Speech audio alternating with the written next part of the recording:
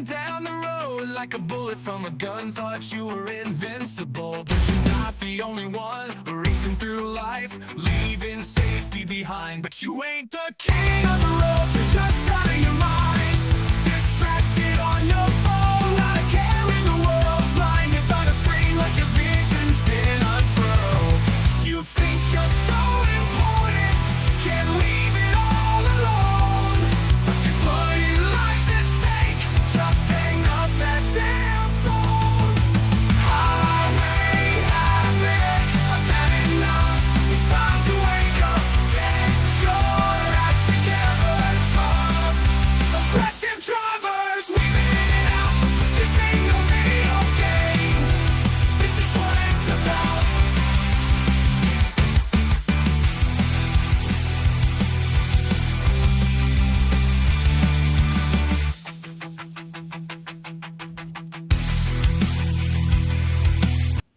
It is Wednesday, and that intro, I did not have a good transition into. Anyway, I was thinking I could rock out somehow, but it's not happening. Good morning. Happy Wednesday. My name is Sean Shapiro. I'm a police officer with the Toronto Police Service. I talk about traffic safety, traffic law, and police stuff every single day, and my goal is to help you get answers to the questions you have, because they're not always easy to find. And even if you find stuff, how do you know if it's accurate? Mind you, a lot of people hear what I have to say and go, that's not true. Oddly enough, it is true. Otherwise, I wouldn't say it to you. But that's another story. If you are watching, you're probably on one of these platforms because they're awesome. And regardless of which one you're using to connect with us, we're glad that you're here. Now, if you are having problems, if we can't see your questions, if things just aren't working the way they are supposed to, jump over to YouTube. YouTube.TrafficCop.ca is awesome in every way. And also follow us everywhere. If you're on TikTok, hit those buttons and make it rain the hearts, and then share it with your friends, because endorsing us really helps people find us. It's an algorithm thing. If you are on TikTok, awesome. Most of the time the integration works. You give a shout out, let us know where you're from, where you're tuning in, where you're seeing us, like where you are physically in the world. I will say that we are in Ontario, and most of the stuff we talk about is Ontario-based, but that's not to say we can't talk about stuff from other places, because a lot of it's just common sense. And then there's very specific rules that are less common sense and more specific to the geographical location you're in. So please let us know when you're asking where you're at. We talked about YouTube. We're on Twitch, LinkedIn, Facebook, Instagram, Kick, and X. And X does allow you to ask questions. Not many people realize, because for years and years it didn't work. Now it does. So if you've got a question on X, make sure inside the chat, not making comments to the actual post, but making a comment within the chat of the stream in X. And we have tons of people who join us on X, and we love it. It's awesome. If you're watching, but you can't stick around, and you wish there were a way that you could connect and listen afterwards to catch up what you missed, well, obviously you can go to YouTube and watch all of the replays for the hundreds of episodes that we put out. I think this is episode 60 or 61 for this year. That's at least 60 hours, and based on yesterday being 2 hours, it's more than 60 hours of content that we produced. But if you want to listen to it while you're driving and not break the law or burn unnecessary data, I would suggest going to Apple Podcasts, iHeart Podcasts, listen on Spotify. There's a ton of different places that you can catch this in the after show, reproduced, uploaded for your convenience. You can synchronize it when you're on Wi-Fi and listen to it without costing you money. And it is a money thing, isn't it? Yeah. Let's get into stuff and things, because we've got people waiting in the chat room. This really is an interactive show. And I got to call out, well, they won't be here to comment, but yesterday, oh no, TikTok's not LinkedIn. I said, okay, well, TikTok isn't LinkedIn because they're different platforms, but I mean the link isn't working. Hang on a second. Before I get into the funny story that I want to share with you, I'm going to try and fix stuff. I'm launching Chrome, and I'm going to try and fix this. Chat. There we go.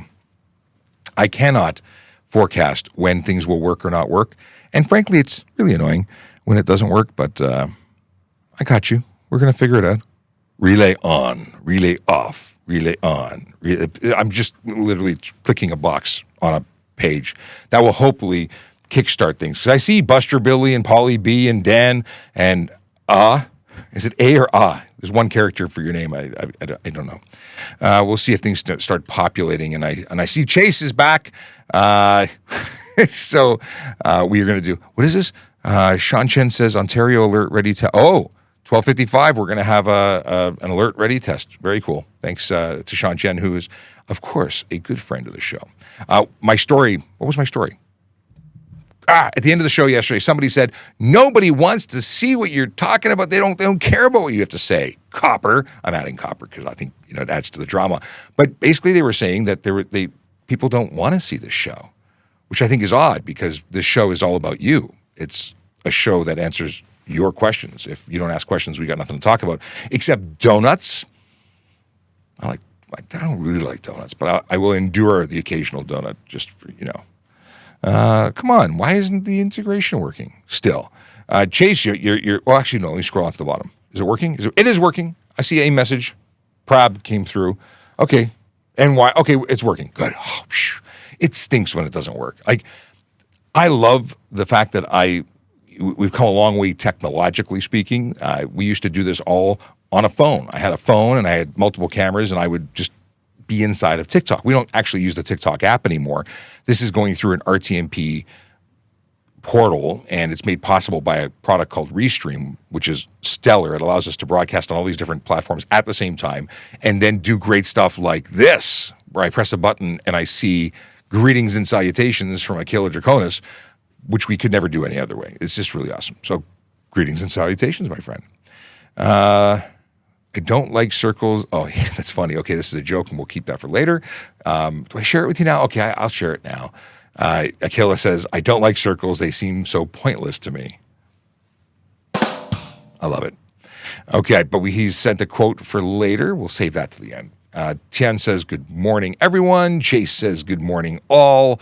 Pete B says, morning, everybody. We got a question that was actually, I think that was Chase. Okay, I don't know if this is for Chase or somebody else, but the question is, because Chase often helps out, my dad doesn't believe me and needs to hear it from the man himself.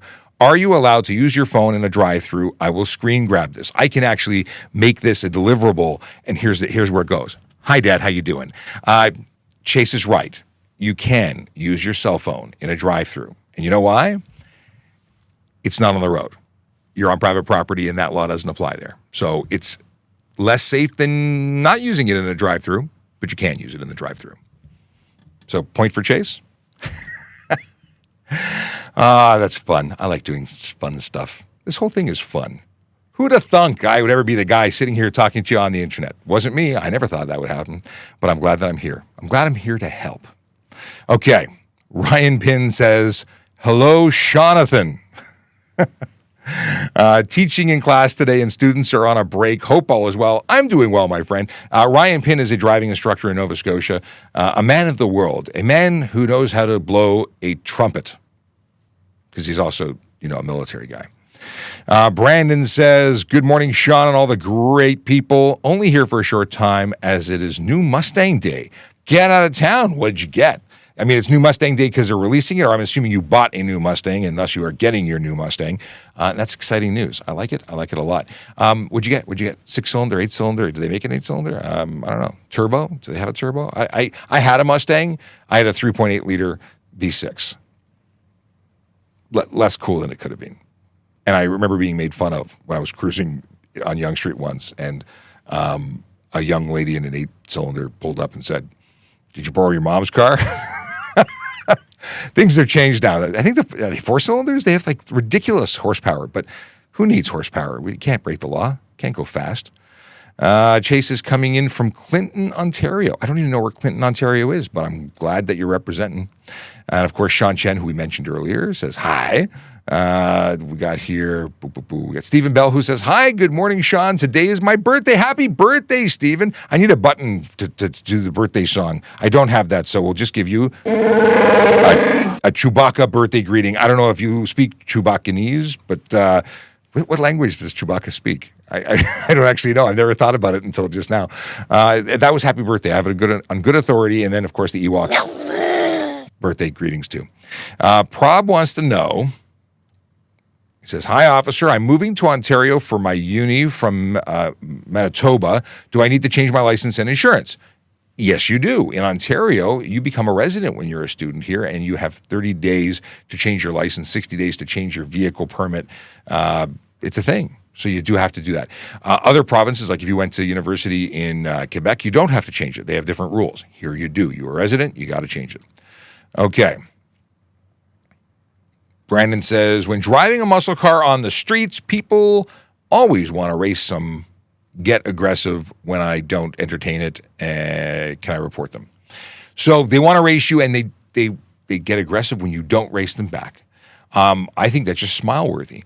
But what kind of aggressive are we talking about? I mean, here's the thing: it's not worth it's not worth a call to the police, because by the time we would get there, it's over. If you have a dash cam, which I think every single driver should have, despite some lawyer on the internet saying it's a bad thing, if you're not breaking the law, it's a good thing. If you are someone who's breaking the law, it might be evidence of you breaking the law. So I'll give you that.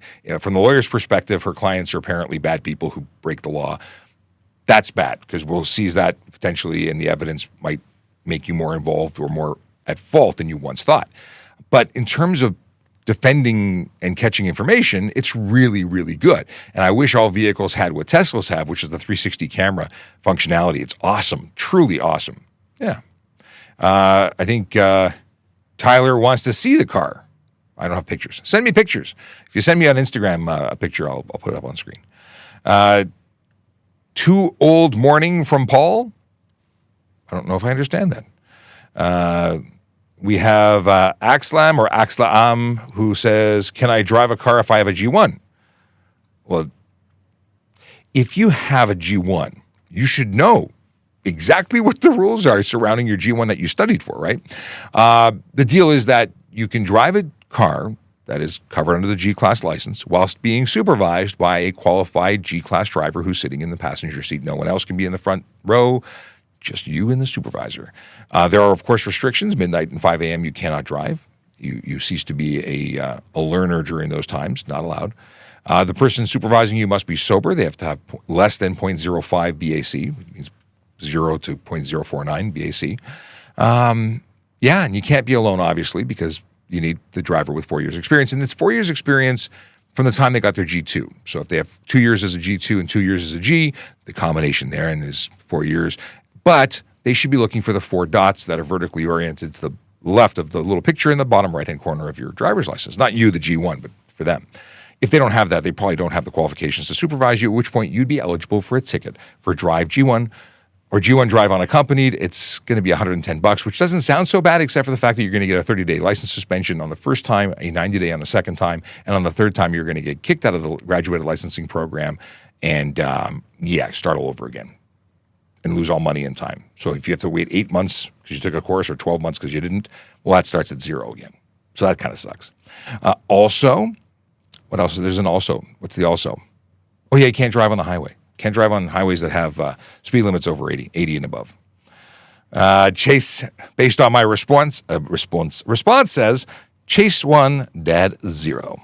That's good. But who would question you, Chase? I mean, your dad knew. Why would he? He should not question you. You know too much. Will it ever be illegal or / enforced that people need to drive the speed marked on the road? Well, we don't mark it on the road, we mark it on signs, but you're absolutely right. It is enforced, it is illegal, so both of those things are happening, even though it may appear not to be happening. Why? Because it's such a rampant problem. Everyone seems to be speeding, except me, and probably you. But everybody else seems to be going way, way, way too fast. Now, we do enforce the speed. We enforce the speed a lot. It's our number one ticket issued, and we had 200,000 tickets roughly last year, so that's the vast majority of them are speeding. So we are enforcing it, but we can't be everywhere all the time. You go fishing, you don't catch all the fish. You catch them one at a time, unless you're using a net. I would like to see a day when we have automated enforcement take care of the everybody driving situation. Other countries do it, it works, it slows people down, it's a good thing. We should do it too, but oddly enough, it's not a popular thing. People get upset when they're being held accountable. They whine and complain and get upset. I don't much care about the people who whine and complain. I think they should all be held accountable. Don't speed, you won't get a ticket. But anyway, yeah. Hello, she Seguin. Can you drive with earbuds in? Yes, you can. In Ontario. Other provinces have different rules. In the province of Ontario, you can drive with one or both ears covered. Hearing is not actually a requirement under the law, although it is a bonus. It's nice to hear the screeching tire. Well, it's not nice to hear the screeching tires, but it is beneficial. It's early warning that you might have the impending doom of impact to deal with. And I say that knowing that when you actually brace for impact, you end up getting more injured. One of the reasons that impaired drivers tend to be the least injured in collisions is because they're so chill. Just floppy, and they don't get as hurt as the people they end up killing. Moving along.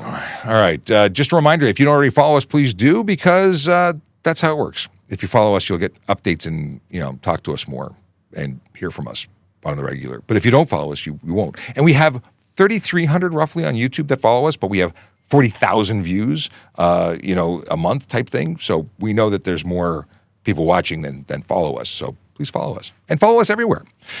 You can follow me. You can follow the service. You can follow ASKaTrafficCop.TrafficCop.ca. Lots of great information there and links to all of our socials. Okay.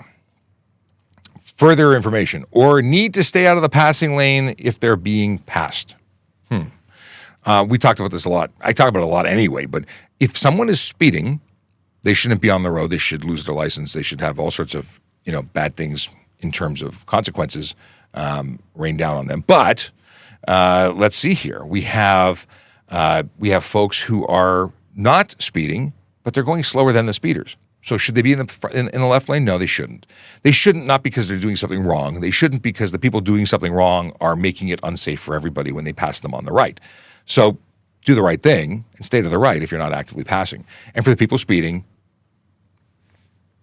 I wag my finger at you. I can't stop you anymore because I'm sitting in front of a camera instead of going out and actually enforcing rules. And people go, why aren't you out there making a change? Well, actually, I'm talking to way more people here than I'd ever be talking to, stopping one car at a time. So I'm actually, I think, doing far more good here, despite some people on TikTok and the internet not being happy about it. All right. Tom says, not stopping at a stop sign at a shopping mall, not illegal, private property, right? Yes, it's not illegal. It's not enforceable unless you happen to be, you said shopping mall. So very specifically, the shopping mall, it's not prohibited there. It's not enforceable there. You could get trespassed for doing it. Like security could say, you're not allowed to be here anymore because you broke the rules here. And if you run a stop sign, we ask you to leave. And if you don't leave, we're going to call the police and you're going to be trespassed. That's the thing. They can't stop you legally, like in terms of a vehicle stop. There's no lights and sirens benefit for security, but they certainly can record your information and start the process for trespass. But if you're on a TTC lot, if you're on a Go Transit lot, they have acts that deal with their property, and they could issue you tickets. But at the end of the day, don't run stop signs. It's not a good thing. Let's see here. When you stop someone for a stunt driving ticket for speeding, do you have to give a speeding one? Well, speeding is part of the offense. So I would lay a charge for speeding, and I would lay a charge for stunt. And if there was anything else, I would also lay that. Like if you forgot your license, if you weren't wearing your seatbelt, if you were, I would charge you for absolutely everything that you did. Once we start with stunt, why leave out details?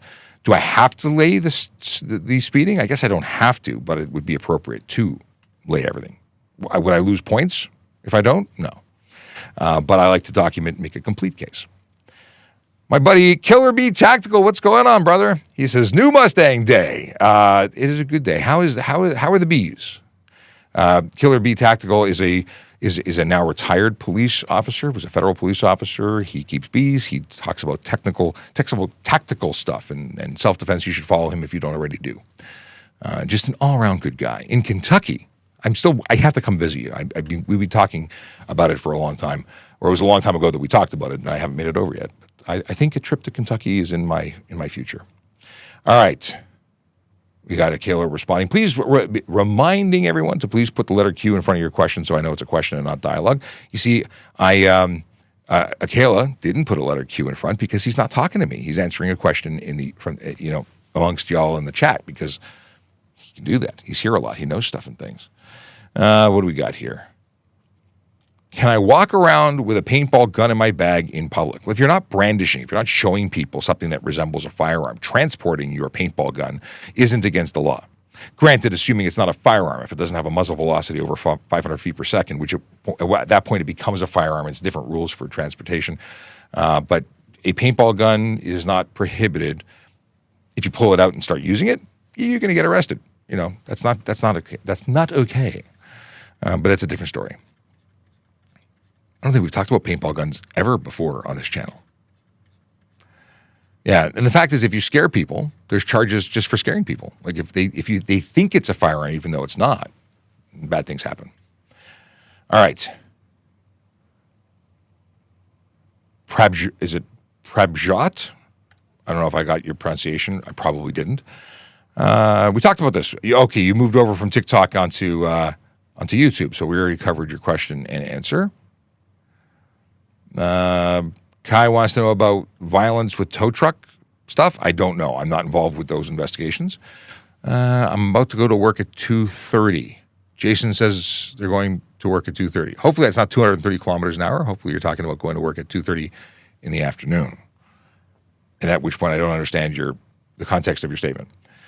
What is the penalty for a modified exhaust? Well, modifying it doesn't necessarily make it illegal, but if it's creating unnecessary noise or is no longer doing what it was designed to do and not meeting the requirements under the Ontario law for exhaust systems, if your muffler isn't muffling, you could be looking at an improper muffler or exhaust charge of $110. You could be looking at having no muffler if one doesn't exist anymore, which would be $110. You could be looking at additionally a unnecessary noise charge of $110. Depending on what you've done, you might be looking at charges that are in the $800 range. It's either $600 or $800 range if you're modifying stuff for emissions. Like if you're messing around with things that were once covered under the Environmental Protection Act and are now wrapped up in the Highway Traffic Act, it's going to get really expensive really fast. Yeah. Chase says new Stangs are 4-cylinder turbos or 8-cylinder. I think everything's a turbo now. I have a 6-cylinder twin turbo, not Mustang, but everything's like there's fewer naturally aspirated engines out there, which is sad. It makes me sad. I like simple vehicles over ones with turbo stuff. I mean, they sound cool, but yeah. Actually, I liked my 8-cylinder. I went from I had an F-150 that was a twin turbo, EcoBoost. Then I went to an 8-cylinder, and the 8-cylinder sounded so much better to me.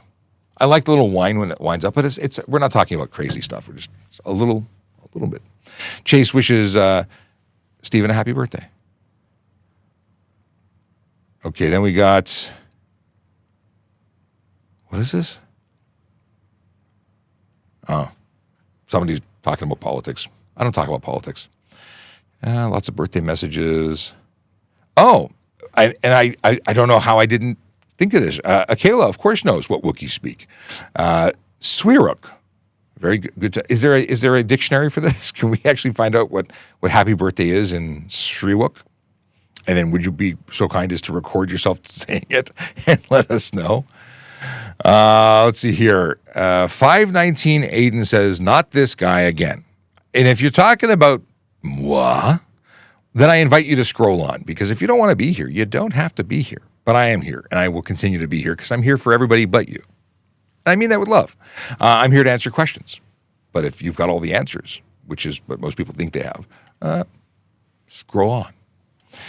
Let's see here. This week is Operation Road Check. That's from Smiley.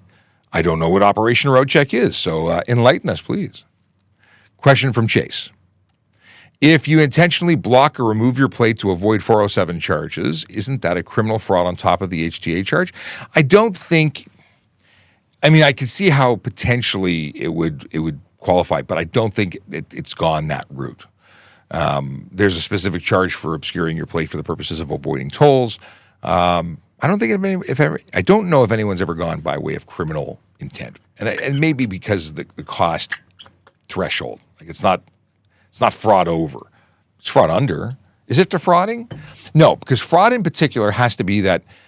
Okay, so it could be a theft, maybe theft of service, but fraud means that you are stealing from someone in such a way that they think that they're not being robbed, thieved. Basically, it means there's trickery involved, right? Fraud is I'm getting someone to give me something under false pretenses. That's not the exact verbatim description, but yeah, if you have no plate, there's no fraud. It's very specifically theft of service. But yeah, I've never gone there. Never gone there. Now I want to find out. Josh, the unofficial producer, says, good morning, everybody. How you doing, Josh? Josh is, I believe, in Edmonton. Did I remember correctly? I think it's Edmonton. Dad joke, we'll save for later from Michaela. Joey says, what's the speed on the 401? I'm so confused. Should I follow the traffic's speed? So this is the question of posted speed limits, the actual law telling you how fast to go, and what everybody else is doing, which is very often is breaking the law. Are you required to break the law because they're breaking the law, going with the flow of traffic? And the answer is no. There's no law requiring you nor absolving you from the responsibility of going the speed limit as a maximum, not a starting point, an actual maximum. That's why it's called a limit. Yeah, no. The concept of go with the flow is taught for people who are learning to drive to get up to the speed of traffic to enter and merge. But of course, this is the assumption that everybody else is also going up until and no more than the posted speed limit. There's no get out of jail or get off a ticket because, well, everybody else was going fast, so I felt I had to do it. No, it doesn't work. I will charge somebody, and I'll charge as many people as I can when you're speeding. That's just how it works. I catch you speeding, you get a ticket. There's none of this, what everybody else was doing it, so I'm safe. So there should be no confusion. The speed limit is a speed limit regardless of what road you're on. Butterfly Eyes 4U1 says, good morning, everybody from Canada. Good morning to you. Where are you from? Unless you're just from Canada who's saying everybody else who's also from Canada but ignoring everybody else. One way or another, somebody's being left out of your message. So where are you from? Let's see here. Can I do 130 in the fast lane? I'm sure you're capable of it. You're not doing it legally if you're doing it. And you'd be in the left lane, which means I'd be looking for you for a good speeding tip. Mind you, I'm not on the road, but my colleagues are looking there. And we're looking everywhere. And I look forward to the day when automation takes care of it. Just saying. What is this? Aussie man says, someone always looks at them when they're, no, you can't call the police for someone looking at you. That's a silly question. And Butterfly continues with, good morning, everyone from Canada, Toronto. Josh reminds everyone to please put a letter Q before your question to ensure that we know it's a question as opposed to dialogue amongst yourselves. How many questions in the M1 test? I don't know, actually. I think the G1 is 20 or 25 questions about signs and 20 or 25 questions about rules of the road. I assume it's somewhere similar to the M1, but I don't know. That's not my department. Okay. People want to know about Drake's beef. I don't know. Is it chicken or beef? I have no idea. I'm not following that. Not my department. And I say not my department because, as a reminder, my name is Sean Shapiro. I'm a police officer with the Toronto Police Service, but I work at Traffic Services, which is a citywide traffic unit, and we handle anything that rolls, anything at all that's a vehicle. And we deal with the reconstruction of collisions. We deal with the enforcement of the HTA, the Highway Traffic Act. We deal with the enforcement of the laws surrounding stuff on the road. So we also deal with pedestrian stuff and, you know, all the not so great things that happen because we deal with a lot of death and destruction, which is sad. And people could avoid that by not breaking the law. Now, something I totally and completely neglected to do at the beginning of the show was discuss Vision Zero enforcement team. I don't know how I did it, but I managed to do it. And since I'm scrolling through the magic of Twitter, just a reminder that if you're running with your winter tires, you should probably be changing those. Winter tires do not work well in summer months. They're not designed for temperatures over 7 degrees Celsius, and your stopping distances will be longer, especially in wet weather. They just don't function as well. They're not designed for roads that are warm, so you should get them changed. And a lot of people, I've met people who are running winter tires that they've had on since the pandemic. Not good. So tires are a real thing. Get them checked out. Get them checked out by somebody you trust, because some people you ask, they'll say, oh, they're garbage, you got to get new ones. And others will test them and tell you actually what's the real deal. So find someone that you trust. Now, in terms of Vision Zero enforcement team that I feel so bad for having neglected, we are talking about the folks that go out and change driver behavior one ticket at a time. They do it by going to different areas of the city every single day, and they're focused on the big four. They are looking for people who choose to speed, drive aggressively, drive distracted, drive impaired. They are trying to make the roads safer, and they do that with what I call education through enforcement. What I do is education, through social media. But enforcement has a different kind of very personalized touch, because your name is on the piece of paper that's issued, and it affects your insurance and everything else surrounding your ability to drive. If you don't want tickets, don't break the law. It's simple. If you have questions about what the laws are so you don't break them, that's what I'm here for. In any case, they're in 12th Division, and where else are they today? 51 Division. They're in Weston, Mount Dennis, Rockcliffe, Smythe, St. Jamestown, Cabbagetown, Riverdale, Church and Young neighborhoods where real people live, work, and play and deserve to be safe. So, yeah, don't want to meet them. Don't break the law. Apparently, there's a liar episode that everyone says, I should just play that. I think someone would be offended. Mind you, people are offended by just being told not to break the law. So, you can't win, really. All right, let's scroll back and see where we left off. I will be speaking about employment. Well, it's 10:30. Do we just okay, it's 10:30, so we're just going to do the employment thing. And I am going to play a 1-minute video while we prepare. Why? Because I can. And I love this video. It is a recruiting video for the Toronto Police Service. So we're biased. We're trying to get people to come here. But I love this video. Check it out. Your future career starts with a vision. A vision of opportunities ahead, where you can see a path to a noble career, serving the city of Toronto.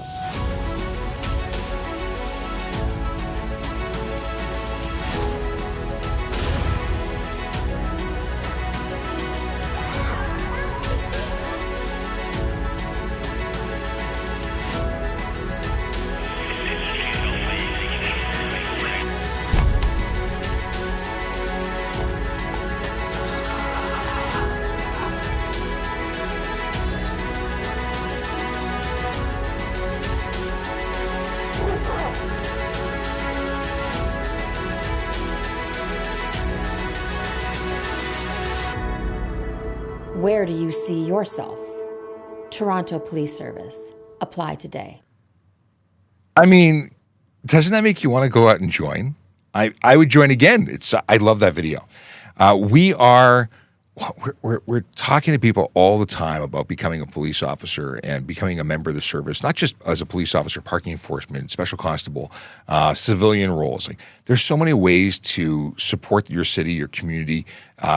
This is the best one, in my opinion. I mean, you may be into all sorts of things, but this is awesome and rewarding, and it also pays well. I mean, there's good things that you can take care of a family, but it's the best place to be. Okay, oh, hey, look at that, they put it on the website.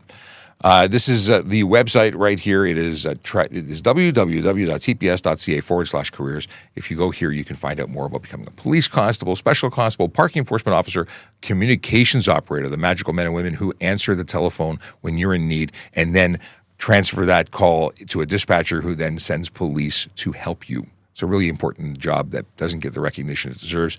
I started as an auxiliary volunteer. It's a great way to volunteer and contribute to your community. So consider that, regardless if you're in Toronto or somewhere else, great way to volunteer. But I love looking at civilian roles, and I'm curious if there's more than 7 today. Let's see. It's rolling the. No, it's still 7. Social media specialist, corporate communications, facial recognition analyst, intermediate technical analyst. Then there's senior communication advisor, general counsel, legal services, communications operator, and developer for the digital team. Posted date is important, but when you look inside, you will see that there's a closing date. You have to apply before then. So if you're thinking about it, don't think too long, because you may lose your opportunity to apply. And I don't want that for you. I want you to actually have a good chance of getting the job of your dreams, a career. And I will say this, I say it all the time. This is a job that I'm doing today, but it's part of a career. This is a career of many jobs. I started as a court officer. I became a supervisor in courts. I went to different court locations. They had different personalities, different things that they did, different ways of doing it. I became a police constable. I went to 12 Division. I worked in the traffic office in 12 after working PRU. Then I came to traffic services. I worked in the PRU of traffic services, went to the motor squad, went to the CIB, the Criminal Investigation Bureau or Detective's Office. I then went back to the PRU. I went back to the motor squad. Now I'm in media relations. There are so many different jobs. Oh, I worked at headquarters. I worked like at the strategy management office. I've done all sorts of different jobs, and it's all as a police officer. Well, not all, but it's almost court officer. In any case, what I'm getting at is you won't get bored here. You can change your thing, whatever your thing is. And I think that's pretty awesome. And wouldn't you like to be awesome? And of course, I watch the tactical folks do tactical things in the motor squad doing motor squad things. It's a lot of fun. And there's a lot of meaningful, good stuff that we do, aside from fun. Okay. Let's see. Scrolling back to find out where I left off on questions. I'm flagging a bunch because things are starting to come in faster. Princess Pamela says, former NYPD? No. Although they are our brothers from other mothers and sisters too. But the deal is that we have a great relationship with the NYPD, and I used to go there every year for the memorial. Shout out to the NYPD. You guys rock. But you're former NYPD. Well, if that's the case, you rock. I had to think about that. In any case, New York, I love New York. Truly, it's not just a T-shirt for me. I really love New York. And I have family in New York. Not just the police family. I have actual family in New York. And there's cheesecake in New York. I love the cheese. So there's a cheesecake joint that I quite like just outside of Times Square. Junior's Cheesecake, it's called. And then, of course, there's steak. Anyway, I could go on for hours. Okay. What's this? Oh, somebody was suggesting that I was not true that you can't drive on highways that have a speed limit over 80. And there are some exemptions. Highway 11 is Yonge Street. I don't know that there's a 90 kilometer an hour speed limit in some areas. That's possible. It's 60 in our areas. But there are exemptions if it's the only road, and they're listed exemptions. But generally speaking, it's 400 series highways and a number of listed highways. Okay. What do we got here? Oh, Stephen Bell says, Stephen Bell, whose birthday is today, says, I hate it when other drivers don't signal. You said singles, but I know what you meant. To know if they are turning left, and I think they're going straight when I could turn left. People who don't communicate their moves not only are breaking the law, but making it dangerous and frustrating for others. Do old age people do driving test and vision test after a certain age? Yeah, there are requirements. I believe it starts with a written test. They may do vision. Requirements are on drivetest.ca or on the MTO site. But yeah, there is a certain period of time when you start going in for regular checks. And that's good. People say, well, it's ageism. Well, it's reality. I've also, if they're also being stopped or involved in collisions, and the collision, if we detect that there's some confusion or problems, we might even suggest that they be reevaluated. As a police officer, we can make that determination or that suggestion to the ministry. Good question. Is it allowed to touch a phone which is on a windshield phone holder to adjust the map, for example? No, you cannot. You can mount it there when you're on private property or in a legal parking space and prepare it and set forth onto your drive, at which point you can no longer touch your phone except to answer or hang up a call. That is the only thing. You can have a single touch. The courts have determined that press and swipe is legal, but beyond that is use, and that includes touching to accept ride share stuff or maps. Can't do it. Let's see here. Someone came up with an innovation to detect drugs. There is such technology already available, but I don't know who to suggest you talk to get your product going. Can you drive with wheel spacers? It really depends on the wheels and the space. If your wheels are protruding from the body, not covered, that's not legal. So then no. But the wheel spacers are generally meant for adapting different wheels to different, like OEMs or wheels that are not designed specifically, they might need a spacer to fit on your vehicle and not make contact with bad things. What is this? What's the fine for pulling into the right oncoming lane onto the highway? People do this in traffic. So driving contraflow, like driving into oncoming traffic, assuming there's no traffic there, that's called passing. Trying to figure out, painting a picture. You need to tell me pulling into the right oncoming lane. Now you need to describe that a little better for me. I'm trying to figure out what you're talking about. Connor M195 says, hey, hope all is well. What's the law in regards to motorcycles filtering slowly at a stoplight? I like that you say slowly at a stoplight. Filtering is different than lane splitting. Lane splitting is generally at speed through moving traffic or stop traffic, but just driving down the road in between vehicles. You're splitting the lane. That is careless driving, stunt driving, or criminal dangerous driving. If we're talking about someone who doesn't want to get rear-ended when the person on their phone approaching the light finds them, that is different. And yeah, so if you're filtering and you're just, waddling up a few feet, maybe a few car lengths, I personally have no issue with it. Could another officer say that's lane splitting? Possibly. Could they lay a charge? Possibly. It's up to them.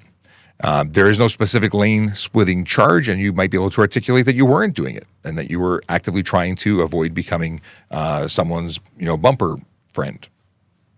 But if you're going through traffic to the other side of traffic, filtering becomes splitting at a certain point, and it then becomes the discretion of the officer. Okay. Doug Allen wants to know, he says, not a question about Ontario, but are deaf people allowed to drive in places where headphones are not allowed?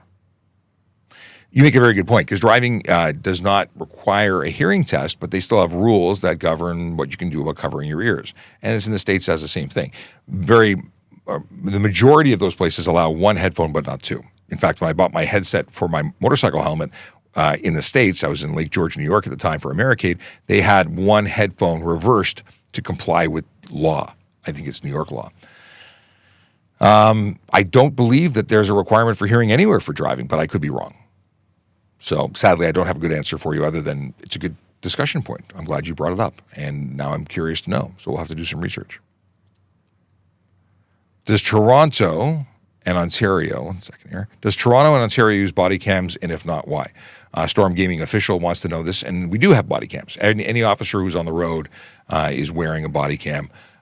Which is great. We love them.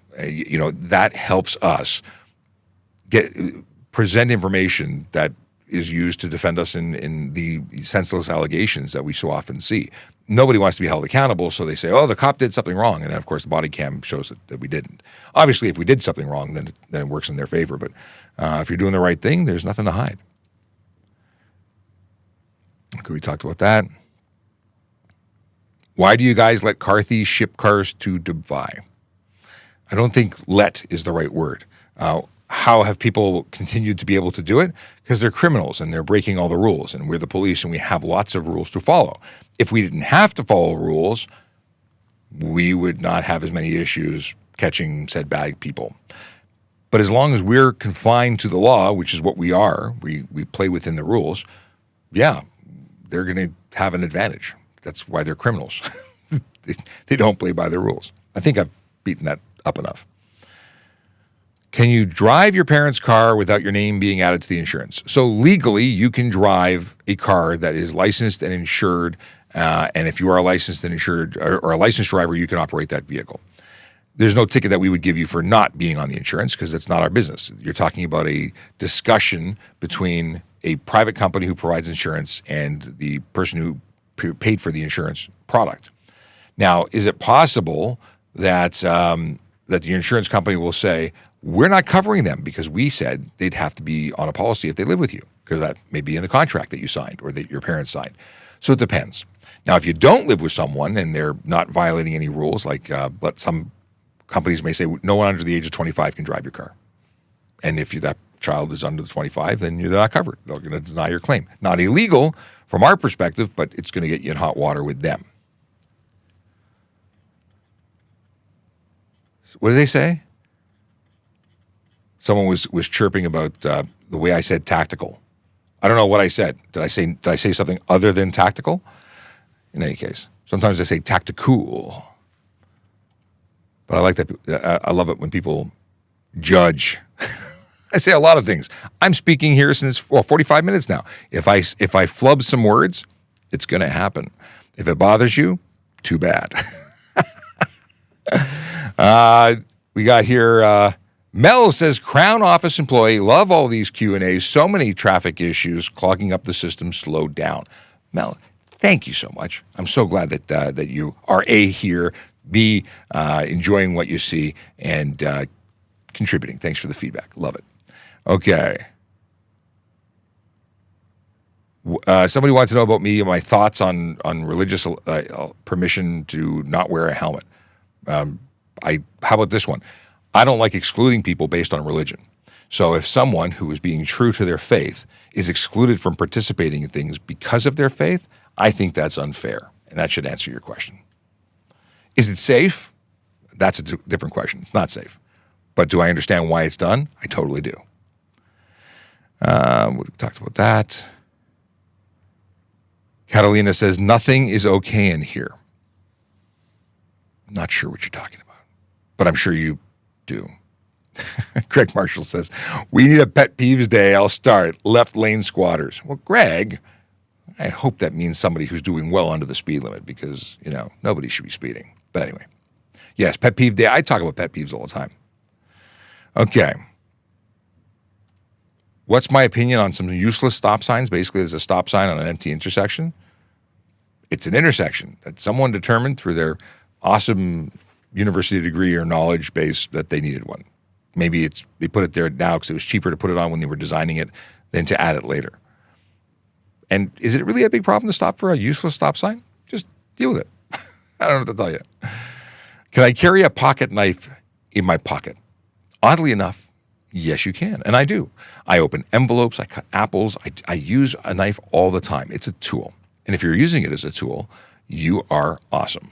And if you're carrying it for self-defense, you're probably going to get arrested. And I mean that because when you take that pocket knife out and you explain why you carry it, if you're explaining that you use it for self-defense, that's a weapon and not just a pocket knife. Different things for different terms for different uses.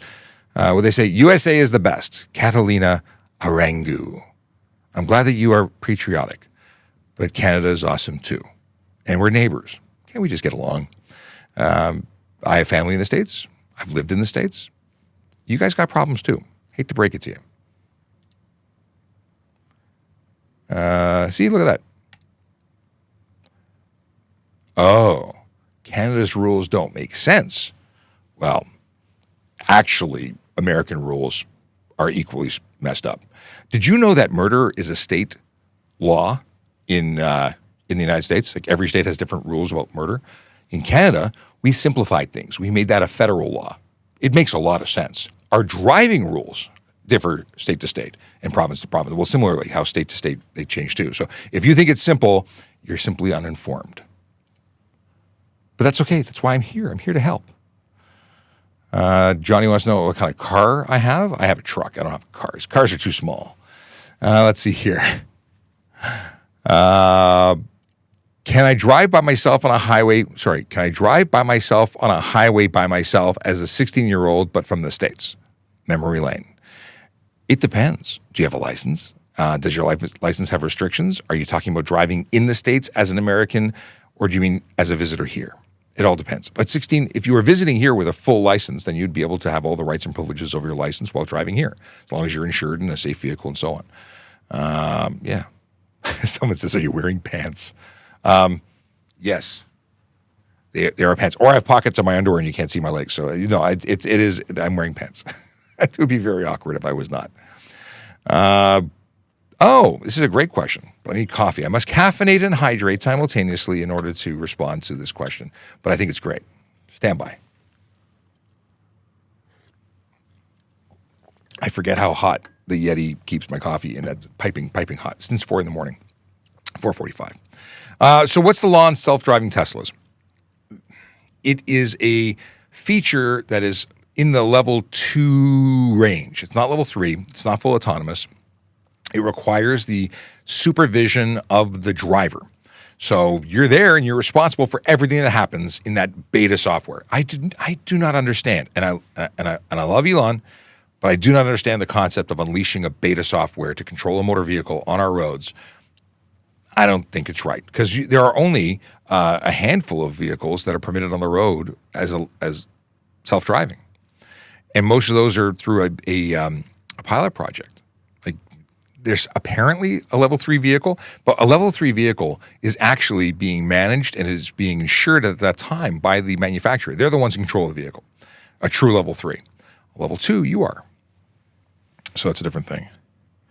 I didn't mean to switch out of my own channel. Stand by. 141 people in the room. Hey, how's it going, everybody? It's awesome to see you. I'm just sending myself some likes. Is that terrible? No, I wanted to see if one particular spammer was there that I would have to do to block, to mute. We do that on occasion. Oh, Ryan wants to know how roundabouts work. Roundabouts are apparently safer and more efficient than any other type of intersection. I question the reality based on drivers that I witness, like playing chicken every day. You are supposed to yield to the people inside of the roundabout. You don't need to signal going in, at least not in Ontario, and you're supposed to signal going out, or you can be ticketed. And it helps to tell people who are waiting to enter what you're going to do. But nobody seems to signal except me and the very odd few. And most people have no idea what yield means, because I take my life in my own hands every single time I enter a roundabout when I visit certain neighborhoods. So, yeah, that's the story. They're great. I like them. I like them a lot. I appreciate that traffic flows better, that there's less wear and tear on your vehicle, and that in the event of a collision, you're generally working at lower speeds, so less people or fewer people have the chance of being hurt. And that's the big deal. That's the reason that they should exist, truly. Okay. What is the speed limit for a highway on-ramp? So you're going from the road speed, now you're actually on the highway, and you're accelerating to the highway speed. The yellow signs or the orange signs, whatever you determine is that color, they are cautionary signs that suggest that in ideal conditions, that's the fastest you can go in order to stay on the road.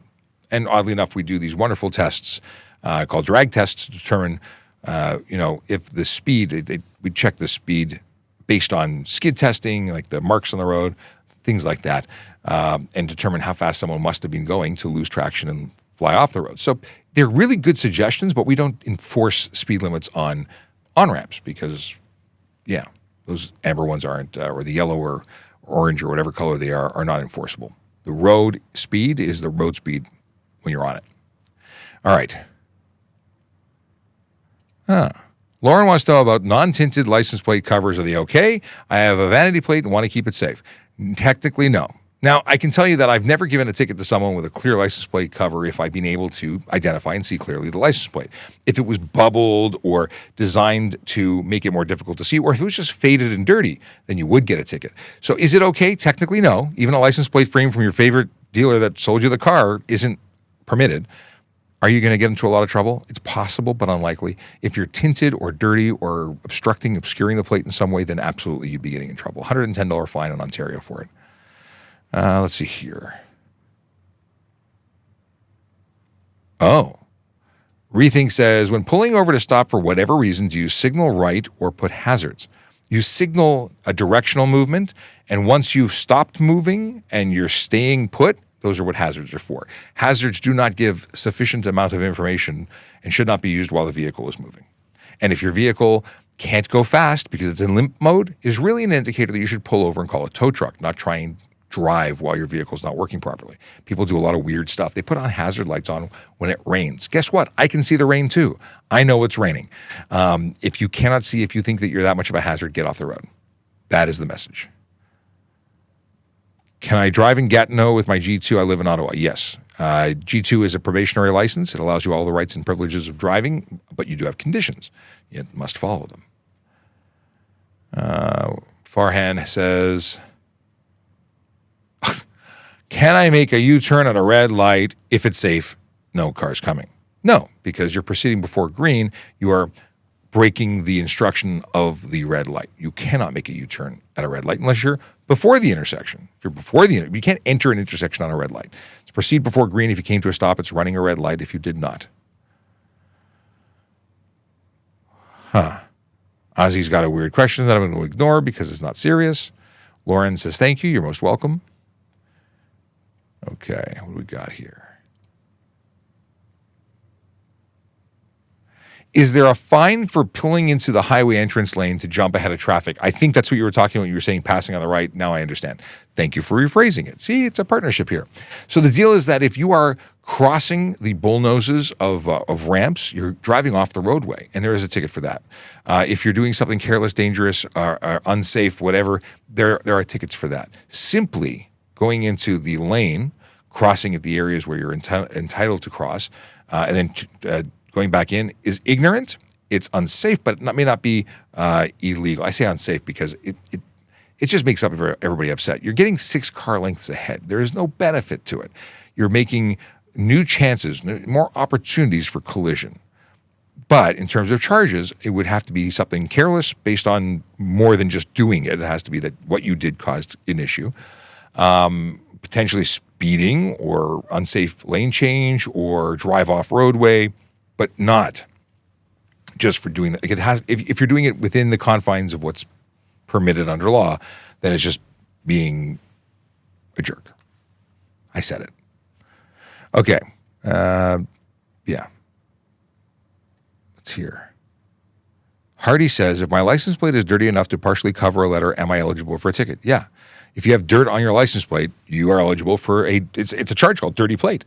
And that's becoming more of an issue. Now people are intentionally leaving dirt and debris on their plates to avoid detection. So it's not permitted. $110 fine. If you what am I thinking here? If it's snowing and it's actively building on your vehicle because of snow, it's reasonable. But when you stop your vehicle, you should clear it. And if you don't, it's going to look like you didn't, and we're going to give you a ticket for it. Okay, we already covered this one. Ty Hyde says, morning, PC Shapiro. Have you worked with my Uncle Eaton in courts?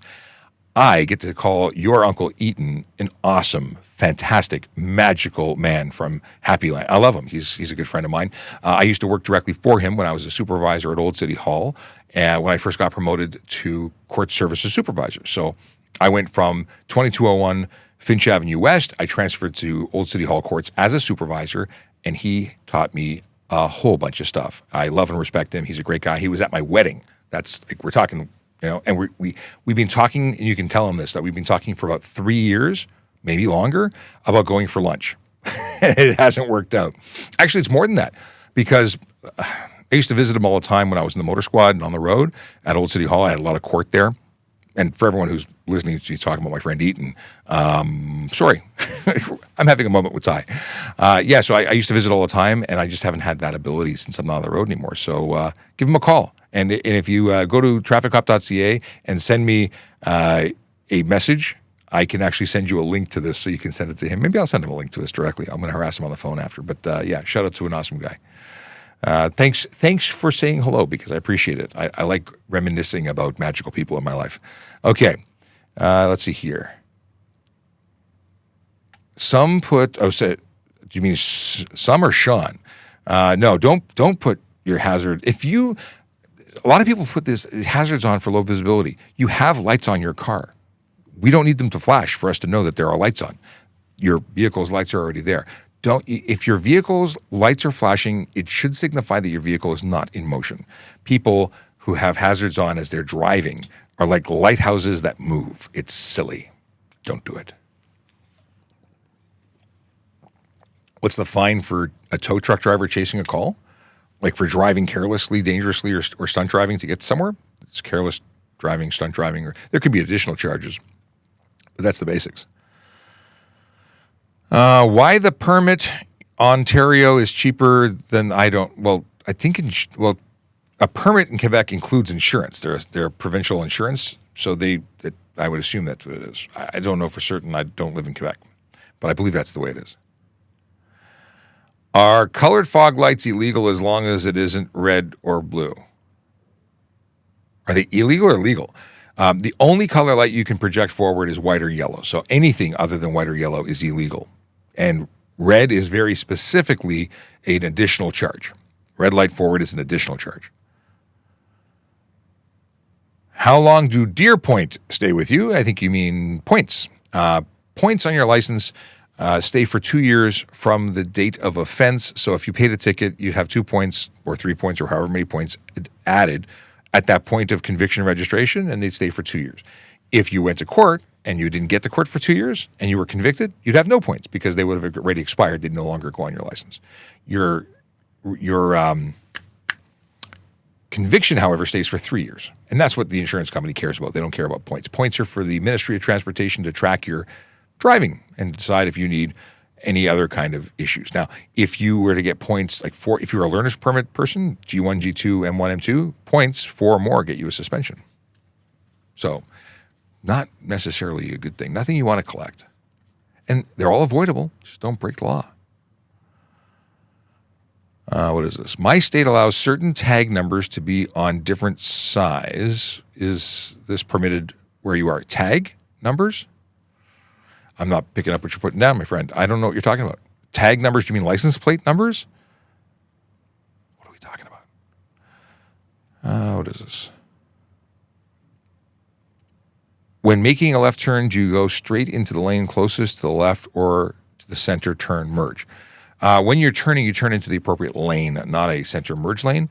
However, when you are, if you're turning left, you go into the leftmost lane, but the center lane is not a merging lane. If you're turning onto a street that's, like, we're not talking about a regular intersection, you're like a T intersection, many people do go into that center lane improperly for safety, and I don't have a problem with it, but others might. Why don't we have standard rules for setting up bike lanes on streets? Standard rules would ensure all vehicles know what to do. Well, because everywhere is different and our city is old and infrastructure is such that every intersection is designed different, so implementing modifications to old systems are different everywhere. Yeah, I don't have a good answer for you. I'm not an engineer. I'm not a civil engineer. I'm not an engineer of any kind, so I don't know what to tell you. And I can tell you that every intersection is designed with a random pick out of a hat sort of mentality, at least from where I'm sitting, because I don't know. I don't even understand how some of these intersections, like the way the bike lanes are crossing, very weird stuff. And maybe there's a training course that I've missed, but I don't get it. Oh, can you do a right on red, then do another right on red to go through a long light? We don't forget the U-turn in the middle. But technically you could, as long as it's all legal and safe. We talked about this. When and how do traffic offenses become criminal offenses? Is there guidelines or up to the officer? Well, a traffic offense doesn't become a criminal offense. There are traffic offenses, there are like Highway Traffic Act offenses, and then there is something that is criminal that involves a vehicle. So where's a good example? Dangerous driving under the Criminal Code of Canada is when someone who's driving is putting lives at risk. It is not because you made a left turn, right turn, ran a light. It's in addition to those offenses, but because it was such an egregious behavior that it was putting, or ought to have known that it was putting, lives in immediate harm's way. And those become criminal. And it is an officer's discretion if they're going that way, because they've got to be able to justify, to articulate cause to lay that charge. You've got to be able to say, this is what I'm charging them for, and this is why I'm charging them for it. And that's the story. Whereas traffic offenses are very cut and dry. This happened, thus this charge is appropriate. Are 5-point seatbelt legal to wear on the road? So this is a funny one. If it's a factory 5-point that meets all the regulations, well, yes. But generally speaking, no. Because most people are putting these on from their Amazon purchase. They don't meet the requirements for the road. They're not legal. You could wear it, but you'd have to wear the OEM seatbelt over it, and you cannot legally remove an OEM seatbelt. Something else to consider. When someone's wearing a harness, a racing harness, they are put in that harness. I mean, we're talking about a race car driver. They're actually strapped in. There's no retractor on a racing harness. They don't allow you to move. They basically, someone stands on that strap when they're putting it in, using great force to make you one with the seat. So you are stuck to that seat like glue. You are one with the vehicle. None of this, there's no movement. But I see these great videos, and I use it in training videos that I've created for officers. And people are like able to get their drink from the center console. They'll lean up, and there's like inches worth of gap. That will cause tremendous injury in the event of a collision. So the answer is no, they're not. Not usually. What about doing 80 in the middle lane? 80 in the middle lane is legal. Passing lane is for the people doing the speed limit. The lanes to the right are for people going at or below the speed limit.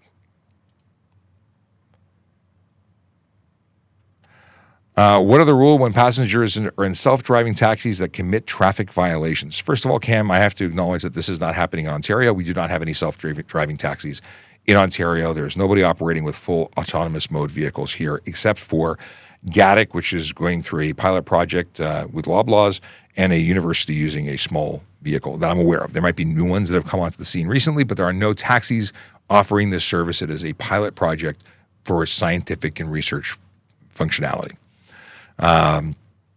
or development of the product. But in areas that I'm watching, and actually I have a video that I have to clip for a stitch where an autonomous vehicle taxi made a left turn and went down the wrong way. Like, I don't want to get in one of these. I have no faith in this technology at this time. I'm glad that somebody else is willing to pay for it and experience it to let the beta test continue. But basically, any one of these companies operating has the autonomous vehicle being supervised by an offsite person, basically like a drone. And in some places, they're managing 1-to-1. Others are managing multiple to one, but they are responsible, and they would be the ones getting the ticket. In Ontario, for the pilot project, the company is entirely responsible for any collision they're in, and their remote management person could also be charged. We talked about this earlier, but Hardy wants to know if lane splitting is illegal in Ontario. It is illegal across Canada. What is this? Blood Tiger says, got my golden call on Monday, joining the RCMP, starting training June 3rd. Congratulations, Blood Tiger. That is awesome. You have fun at Depot, man. Learn, be a sponge, stay focused, don't get hurt, and go out and make a difference. I'm proud of you. That's awesome. I love hearing about new officers entering the field. It is welcome to the family. Okay. Since OPP is provincial, can they make a traffic stop in Ontario? So here's an interesting thing. OPP, they're provincial constables. Their jurisdiction is the province. Toronto constables have the same authority to stop a vehicle anywhere in the province because we're sworn for the province of Ontario, but our jurisdiction is here and we focus our efforts in the place that we're paid. Or we're paid to focus on Toronto because we're like a hustling, bustling city. But we have the authority to pull people over on the highway, and they have the authority to pull people over in the city because we can pull people over anywhere in the province. And we are police officers 24/7, even when we're off duty.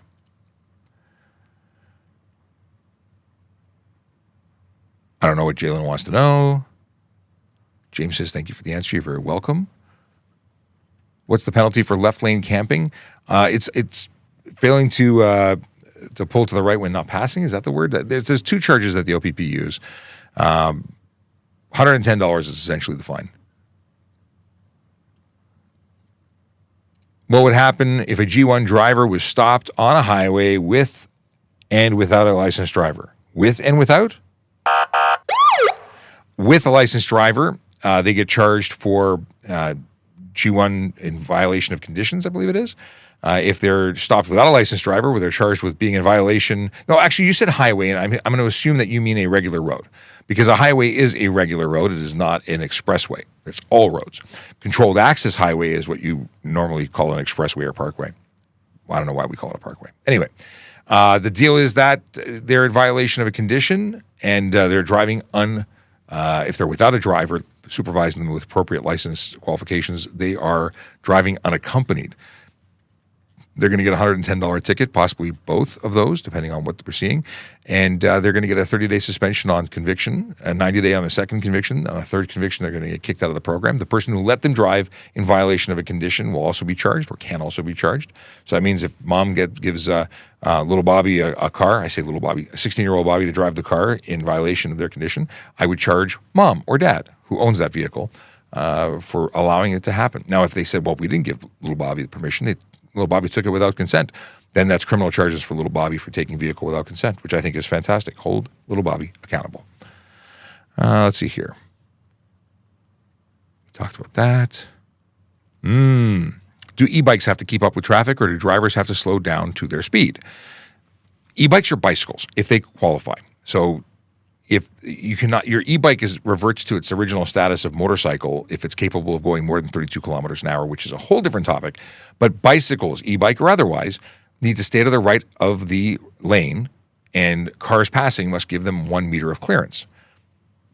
They don't have to keep up with the flow of traffic. They just need to stay to the right. Now, if they want to stay and own that lane, then they must be able to keep up with the flow of traffic. Otherwise, they are breaking the law. But they may have justification to not keep up with traffic. Like if the right side of the lane is occupied by dirt, gravel, damage, geese, I don't know, whatever reason they can't be there, then they could articulate owning that lane and being there. But if there's an opportunity to stay to the right, that's their obligation. Okay. But if they're capable of going more than 32 kilometers an hour on a flat surface, they are under power. They are motorcycles, not qualified as e-bikes anymore. They lose their status. Clear Cut Cody says that I hear about the Fort Mac fires. I did not hear anything about that. I tend not to have a lot of time to get into news outside of my area because I'm so focused on trying to stay up to date here, and I don't even do that all the time. Can you leave your plate in the back window, or does it have to be screwed on? Say if you buy a new car, does it still have to be screwed onto? You have to mount your plate in the spot where it's illuminated, and it has to be a conspicuous place at the rear of the vehicle. Behind the glass is not a conspicuous place. It's not where you'd normally mount it. Vehicles have a place to put it. Put it there. Back plate must be illuminated by a 3 lumens or a 3 candela light source, and if you don't have that, you're eligible for a ticket. Front plate must be at the front of the vehicle in a conspicuous place. Doesn't matter if it's center, the middle of your grill, the appropriate mounting spot, but it has to be mounted at the front, not behind the windshield. Is windshield tint illegal? I see so much here, though thought it was illegal. It is illegal. You can't have tint on your windshield at all. If you have a vehicle that's older than 2017, so 2016 or older, you can have a 3-inch tint strip across the top, but that's it. And Mike says, fellow Torontonian here, why do so many cars have illegal tints and plate covers? Because people don't care. They just do stuff. And some people call it, looking cool on the subscription method or plan. We'll ticket them all the time. But the truth is, it's not our focus, right? We don't do stings for tint. We focus our efforts on the big 4. And if you missed what the big 4 in the beginning, this is the big 4. It's speeding, aggressive driving, distracted driving, and impaired driving. And the folks who are doing other stuff get away with a lot of it until we catch them doing one of these things, and then we get them for all of the other things. We have to focus on saving lives. We have to prioritize based on the number of officers we have available to do this kind of work. Radek says, good morning, I'm late to the party. You are late. I want you to think about that, how that made us all feel. No, I'm glad you're here. Here. I'm getting ready to write my OACP exam in the next few days. Any pointers? You've been studying this a long time. If it's anything police-related, relax. What you should focus on is getting good sleep, not being stressed out. Stress is a killer. It also, messes our ability to write tests. So you want to be as stress-free as possible. I don't know what's on this new OACP. When I did it, it was all basic math, basic spelling. Work on speed. The big thing when you're writing the test is don't get hung up on something you don't know. Skip it, come back to it if need be, but finish the test. People get really hyper-focused on each question being perfect, and what happens is they never finish, and that's going to be a bigger problem. Okay.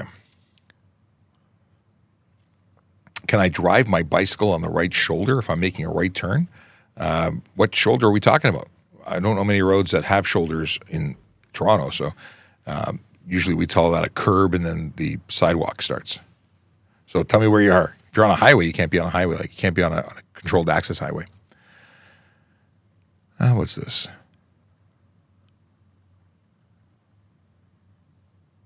Okay, scrolling down. Can I ride with no front plate? Ride? Do you mean a motorcycle? Well, they're the only exemption under the Highway Traffic Act for no front plate. And ATVs and snowmobiles. What else? If a cyclist hits your hood and cycles away, can you chase them on foot to stop them? Well, that's interesting. I hope you have a dash cam. I would not suggest engaging and chasing people. That just sounds like a very bad idea. That's not going to end well. So capturing their identity and dealing with it. And did they damage it when they hit your hood? Or do you mean they ran into it physically and crashed into you? It's different because there's an obligation if they crashed into you to exchange information. I had my G2 expire in 2018. Do I have to restart from G1? 2018. You are probably still okay, but you might need an eye test. You need to talk to a drive test. I'm not entirely sure. After a certain time, you do have to start again, but I think you're within that. Ty Hyde says, that's awesome. I'll bug him for you. Take care, PC. Awesome. Thanks, Ty. Let's see here. We talked about this. Scrolling through a bunch of stuff that doesn't matter because Jared says, but that doesn't matter, so I don't know what they're talking about. What should we do if we see people who are distracted driving, and what to do if cop? Well, if you're seeing people who are driving distracted, pay attention because they're not, and stay away from them. I would probably prefer them to be in front of me than behind me because if they're behind me, they might be running into me. Is it a 911 call? Not unless you think there is immediate risk of harm or death and that it's going to continue by the time we get to you because we're probably going to be a while. If it's different than an impaired driver, which is absolutely an immediate call for emergency services now, or police specifically, I should say. And if it's a cop, well, they're legally permitted to do it. Now, you can put a complaint in if you think it's inappropriate. That's something that you and only you can decide what to do. It would be done afterwards. And if you're capturing a video of them, make sure you're not using your phone to do it because that's also illegal. And they can write you a ticket for it even though they're legally permitted to do it themselves. I know people don't like being told that, but it's true. We have issued phones, and those are police phones with police functionality. We could be running a license plate. If we're ordering pizza, it's obviously inappropriate. We would not be doing that. I would hope we would not be doing that. And that's where I say, if you think that that person deserves a complaint, you can make that complaint. That's your prerogative. All right. Are you allowed to refuse the new alcohol testing? I'm so glad that you asked that because the answer is absolutely not. In fact, if you refuse a blood or if you refuse a breath test or a roadside, what am I looking for? A roadside sobriety test or even a secondary test when you go to a breath tech or a drug recognition expert test or evaluation, that's the same as failing it. If you say, I'm not doing it, I refuse, well, you're going to be charged criminally for refuse. And the same consequences as if you failed. So, yeah, you're obligated by law to comply. You may not like it. You can get legal, advice. I'm not giving you legal advice. I'm telling you that we will charge you criminally, and your license will be suspended if you refuse. Now, you have to understand, new alcohol testing law, it isn't new.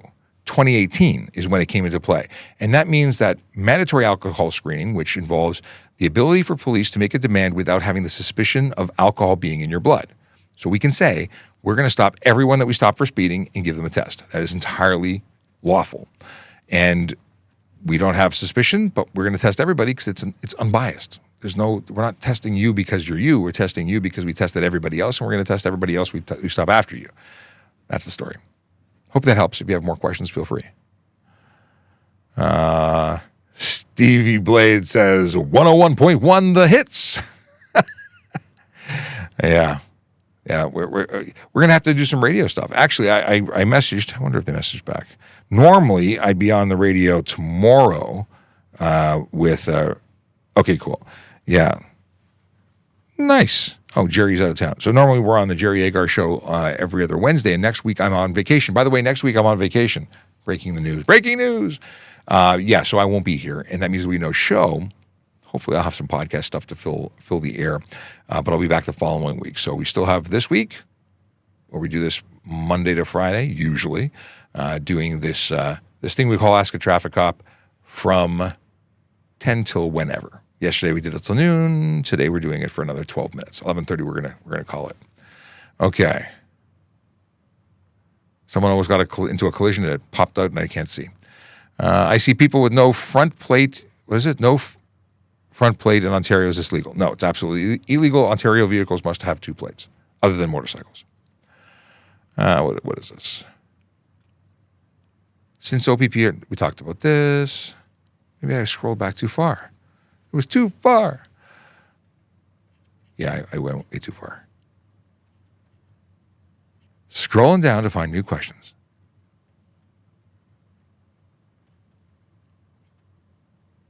Oh, wow, I went way too far back. I thought we scrolled up. You see, every once in a while, things update, and then they erase all the old. I have a couple flagged questions that I'll jump to in a second. Holy moly.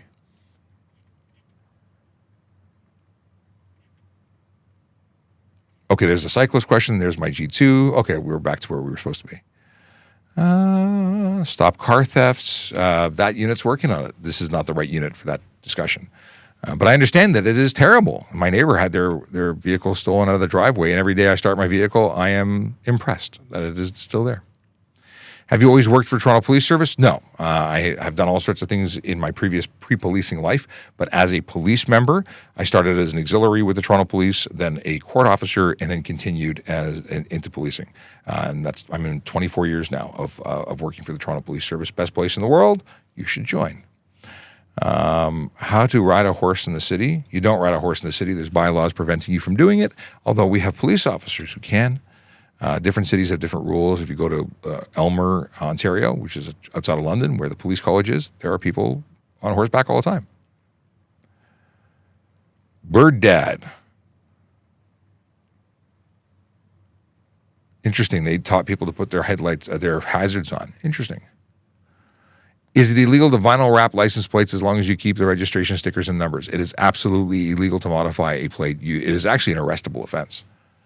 Modifying your plate. Now, granted, it's for a modification. It's intended to change the look, to change the numbers, but doing it is arrestable. What is this? Do I need to make a stop on a green light while taking a right turn? I'm kind of nervous because you asked this question. And the reason I'm nervous is because this is stuff, if you're a driver, you should know. You don't have to, but you need to yield to pedestrians. And if there's pedestrians coming, you have to yield to them, which would make you required to stop. So it depends. You do have to stop when making a right turn on a red light, and that's where most people get it wrong. They just drive right through it, which is infuriating. One of my biggest pet peeves. Why not fine who making U-turn in red lights? Cherry Tomato, you make a good point. We should fine people who break the law at red lights. Problem is we're not always there. And we can only do what we can do because we have to be there to do it. Is TPS following the OPP with regards to breathalyzer at every stop? No, Jeff, we're not. We're not making it a policy, but each individual officer could say that that's their policy. They could, at the beginning of their shift, say, I am going to carry a breathalyzer with me or a roadside screening device, and I'm going to implement mandatory alcohol screening at every stop. So regardless of suspicion, I'm going to utilize it. They put it in their notes at the start. They do it at every stop, and it's perfectly legitimate to do that. Not every officer wants to do that. Not every officer does do that, but it is an option, whereas the OPP has mandated that everyone shall do it. Okay. Can you do right turn on red all over Canada?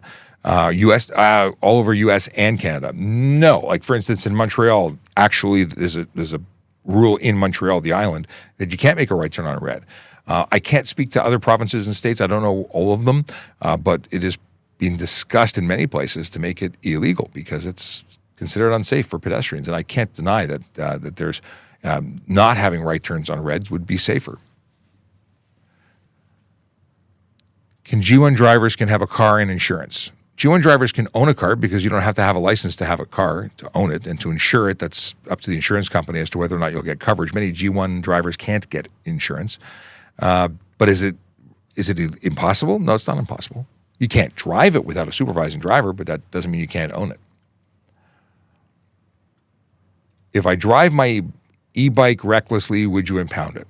So, no, we wouldn't. We could seize it and put it into property under certain circumstances, like to protect it. Like if you're impaired and we're arresting you, we now have to put it somewhere that we can come back and get it and protect it while you're in custody.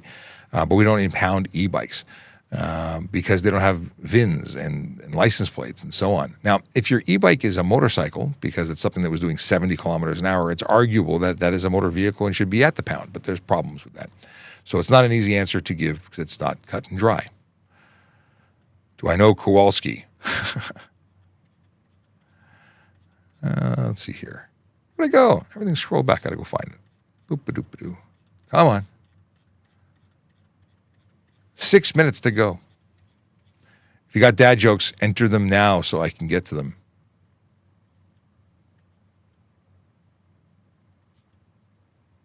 Still looking.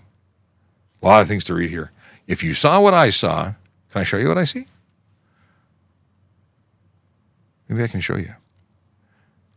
And you can know my pain. I can't show it to you. Window? Yeah, I can show it to you here. Let's see how messed up I make it. So, oh yeah, that didn't work. Anyway, I have lots and lots of things that I'm doing. So while I'm doing this, and I had some people join me in studio, and they went, we had no idea what you go through in producing the show, because I am me, myself, and I. There's nobody else that's involved with the production. I've had people, assist me, and of course we have our unofficial, producers out there in TikTok and YouTube who help us out by, when things don't go right, they take it upon themselves to help. But it's there's nobody officially doing it. Okay. Is riding a bike while intoxicated considered DUI? Not in Ontario, but like in Florida it is. If it's an e-bike, an electric scooter, and an e-bike, electric skateboard, anything other than muscular power, it would be under the influence of drugs or alcohol, and impaired driving would be a thing. Not for a pedal bike. Now, you could still be charged with an offense, but it wouldn't be that. Let's see here. Boom, boom, boom. When pulling over for moving violation, what determines if they impound the car? Yeah, impaired driving is an impound. Stunt driving is an impound. That's pretty much it. There's other things where someone might qualify for an impound based on previous things. If it's a interlock offense, if it's drive disqualified, I believe there's impound. I haven't looked that up in a long time. Yesterday, I got into a collision, and the guy had a G1. Car was registered in his name, and he had insurance. And hopefully, they were charged for everything. But yeah, that's totally possible. But they should have been charged, regardless of who caused the collision. They should be charged for their violations. Okay, scrolling. Zombie. It's the end, but hello, happy Wednesday, and goodbye, LOL. Zombie has been busy at home, but she used to be here every day. We haven't seen her in a long time, but pops in and say hello once in a while, and we appreciate the visits. All right, scrolling through looking for cues. Is reflective tint, chrome, or other colors illegal? On the windows left and right of the driver, you cannot use reflective tint, and obviously you can't have it on the windshield because you'd be obscuring the interior of your motor vehicle with a color or reflective tint, which is actually the wording under the HTA. So you can't do that. A $110 ticket, even if the amount of light being restricted is not that tremendously high. Okay. Scrolling. Rules regarding infant in car. We feed in a, what is this? Can we feed in a running car? What are the implications? Feeding, like breastfeeding. So infant must be properly secured in the car. You cannot take them out for feeding. There are things you can use if you're using a bottle, but you can't.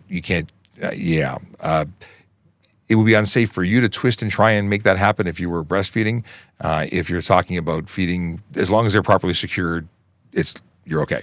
But you need to be properly seated too, and for your own safety, bottle is the way to go. I remember there was like a remote bottle kind of thing that I had. It was like it was the sussy or the pacifier that had a tube that ran into the bottom of a straw into a baby bottle, so they were able to do it more comfortably, because sometimes it's uncomfortable. In any case, if you go to ASKaTrafficCop.ca, where's my link here?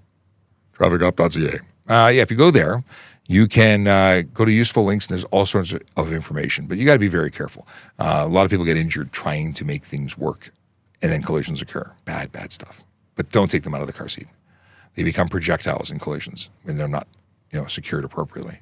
And then you get charged, and there's tragedy. So just don't do it. Okay. Scrolling, looking for jokes, because I think we're at the time where we have 2 minutes, which means no more questions. I love you, and all the questions are here, and I'd love to be able to get to them, but I don't have time. Going. Oh my goodness, there's so many. Like, you have no idea how many there are. I'm scrolling through pages and pages and pages, and I apologize to everyone who's in the pages that I'll be ignoring. What is this? People want to know if they can refuse the testing. No, you cannot. Orbeez guns? I didn't know they had Orbeez guns. I saw in Saskatoon an RCMP gave a driver a distracted driving ticket, $580 while he was in the drive-thru. Different laws in different provinces. In Ontario, that law does not apply to private property. I can't imagine why it would be on private property in Saskatchewan, but I'll have to look into that. That is not against the law here. And the only laws for the HDA that really apply that most people are concerned about are stunt driving. Stunt driving laws apply on private property, but you don't have to have a license to drive on private property. Why would maybe they caused a collision in the drive-thru? Like, that's ridiculous. RCMP need to change that if they have, or it should be changed in Saskatchewan, if that is in fact the rules. But sometimes cops do things they're not supposed to, like they don't understand the law and they lay charges, and it's just silliness. Who has the right of way, a U-turn or a right turn on red? The right turn has more of a priority. Well, the U-turn, that's a funny one. So the U-turn is doing the most dangerous thing, and they're changing into the law. But the right turn is as a red light. So the right turn person has to wait until it's safe to do so before they can proceed. And the person who's in the U-turn must be able to ensure that they can complete the turn in safety. I would say they're 50-50 and you charge both people. Are bylaw officers allowed to park illegally, or are they subject to the same parking laws? Well, bylaw officers who are actively enforcing bylaws are allowed to park where they need to park in order to enforce those bylaws. They can't just drive down the street and then walk 6 blocks to come, and then the bylaw violation is left by. The parking enforcement officer can double park while they're issuing a ticket for parking. Police officers can park whatever they need to do to respond to calls or to be accessible to their vehicles so they can respond to other calls. So, yeah. What is this?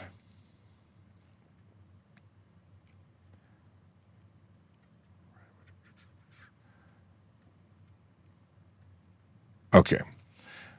Someone's sending addresses. Don't know what that's about. Okay. For hunting season, do I have to hide my gun, or can I throw it in the back seat in the open? It's been a long time since I've done any hunting training, so I couldn't give you a good answer. The trunk secured is the best way. There are rules about transporting non-restricted firearms that are different than restricted. Depends on what jurisdiction you're in. Are you in Canada? Are you in the United States? I don't know there. But generally speaking, it all depends on whether you were physically there, because people have been charged for not securing their firearms in their vehicle and leaving them there. Like, that's different. It's not a storage location. But in transit, the rules change considerably. So if you're in the vehicle, do you need to hide it? You're in the vehicle. If you're leaving the vehicle, do you need to hide it? You shouldn't be leaving there. It's not a storage place. But I'm not a firearms lawyer, nor a transportation specialist working in that area. I'm a traffic guy. All right. Almost down at the list. Hey, I'm at my list. Now I can go into my pinned list. And there's the quote, dad joke. This is a question from the beginning, which hopefully Adil Ahmad is still here. My son is 12. Can he sit in the front seat?